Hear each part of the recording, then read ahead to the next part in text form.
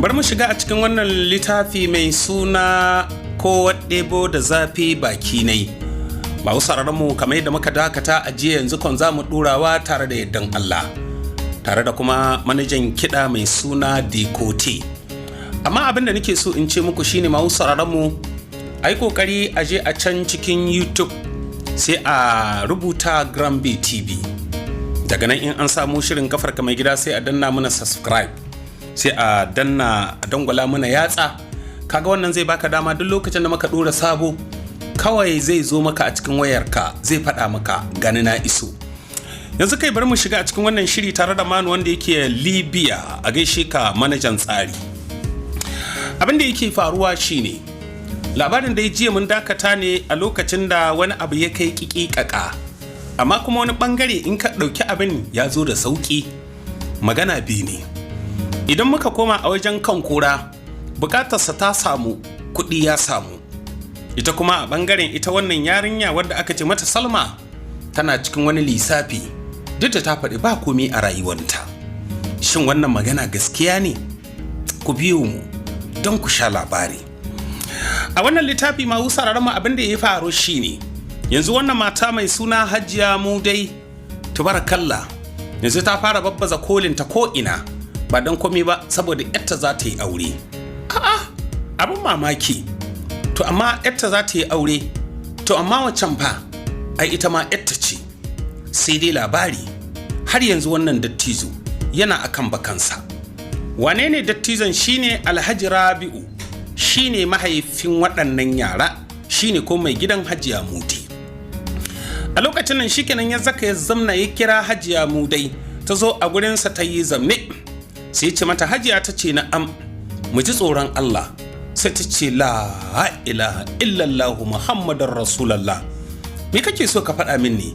Me ne mu ji tsoron Allah ko me nayi? Sai ce yanzu irin wannan kauɗi da kike yi sannan kina zuwa sai ka ce ke ce zaki yi auren? Ta ce to me uwa ya kamata ta yi idan yarta za ta yi aure?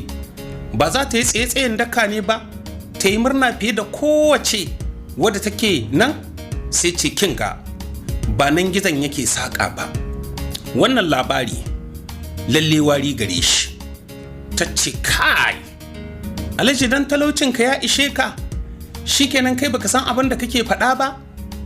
Haka wani lokaci idan ka ji matarka tana faɗa maka wannan maganar, to ka san abin yi. A zamanin ne sai yake cewa talaucin ma yanzu abin guri ne? A zamanin da nake da shi baki gora min ba sai yanzu da nake bani da shi?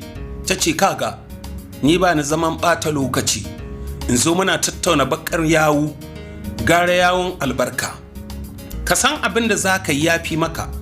Je ka yi tsaye ka nuna farin cikin auren yarka mai suna Sara, ya fi maka wannan adawa da kake yi. Sai yake cewa Hajiya, ta ce na'am, kin dai tabbatar da ni ne mijinki? Ta ce kwarai na sani, amma kuma sai ce haka ne, amma kuma shine ba ni da iko kike so kice ko? A'a, ba haka ni ce ba. Yace da ina da iko wasu al'amura ba a yi su ba, amma ba komai, wata rana safiya yi ta kai. A lokacin nan shikenan ta tashi ta mirɗe baki, ta ce bayan ta isa ta yi nisa da shi ta buga wannan tsaka. A lokacin nan shikenan bawan Allah kai soke kansa. Yarsa ce mai suna Salma ta tafo a wurinsa. Ta ce baba, me ke damun ka haka? Me yasa kake son ɗaukar wannan abin da zafi ne? Sai ce Salma. Sai ta ce na'am baba. Sai ke cewa me amfanin gaskiya? Me yasa Allah ya yi gaskiya? Sai take cewa baba, wace magana ce wannan kuma? Sai yake cewa duk abin da ba na gaskiya ba, gaskiya ta fi shi. Sai ta ce baba, in dan ni ne kake wannan fadar, kuma in dan ni ne kake so kai wannan rigimar, baba ni na yafe, don Allah kai haƙuri, ka kwantar da hankalinka, kar a zo a nuna mu sannan a ɗora mu a faifai, yanzu a ɗora mu a jarida, sannan a yi ta tallata mu a rediyo ko a talbijin. Baba, ni Salma na yi imani da Allah maɗaukakin sarki, kuma na faɗa ma Allah duk inda zani da kuma abin da zan yi kamar yadda ka umarce ni. Ina bin doka da oda na Allah da manzansa, haka na mahaifina da mahaifiyata.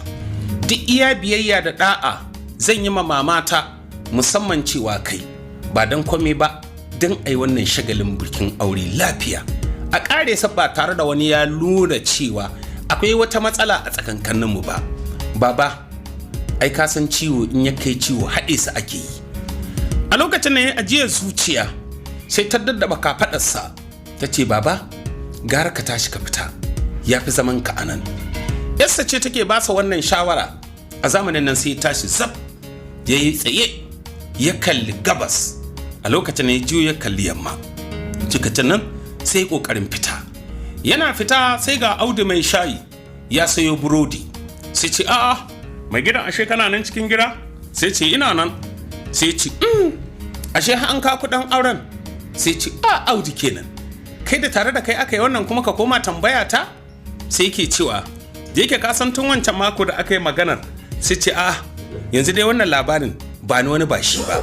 Sai yake cewa, kaga dai Allah ya taimake ni, mutanen nan da aka zo aka kawo kuɗin auren nan irin wannan ɗan ya gaba ne, kaga ya sa min ƙarfin jari, ni ma da ni shiga cikin safin masu amsar kuɗin aure, yau gani jari na ya ƙaru har ina sayan burodi guda 50. Sai lokacin nan mai suna Alhaji Rabu ya ce, Audu ya ce, Allah da ya taimaka. Sai ce, amin, zan albarkatu da armen yarka. A lokacin nan shi kam ya tafi, amma ya bar Audu yana surutu. Mutumin ka wanda aka ce masa kan kura yanzu ya fita gari. Yanzu da ya fita gari, a lokacin nan mamarsa da babansa sai ɗansu ana ce masa Yahuza sai ya dawo. Sai yake cewa, mama, baba, suka ce na'am. Kuna nan a cikin gida? Sai suka ce, to ina za mu tafi? Ga tsufa, ga rashin ƙarfi, kuma ga rashin aikin yi. Ai kai dai Allah ya albarka. Sai ce amin. Ya ce, baba, kaga na je na yi ɗan aiki na samu wani ɗan abin masarufi. Abin da ya dawo da ni ma yanzu shine zazzaɓi ni kaji, ba ni jin ƙarfi a jikina. Sai ce, Allah sarki Yahuza, kai kan ɗan albarka ne, kowane lokaci kana ƙoƙari na tuna da iyayenka. Allah yi maka albarka. Sai ce amin. Sai ke cewa, mama, babban yaya na nan? Ta ce, kai ka iya makan kura ne? Kaga, kakka je kuma ka daddaɓa sa ya kawo mana aiki. Sai uban yake cewa, a ya fita ai, ba ki gansa lokacin da ya zo ya yi gaisuwa ba, lokacin kina ban ɗaki? A lokacin nan sai take ce, oh, to shi kenan, ba laifi, yayan ne naka sai addu'a, amma fa ya dage, wai shi ya ce sai ya yi kuɗi. Sai baban yake ce, to, Allah dai kuɗanto mana kuɗaɗen alheri. Sai shi Yahuza yake cewa, gaskiya ne, don kuɗi kan akwai na alheri, akwai kuma wanda ba na alheri ba.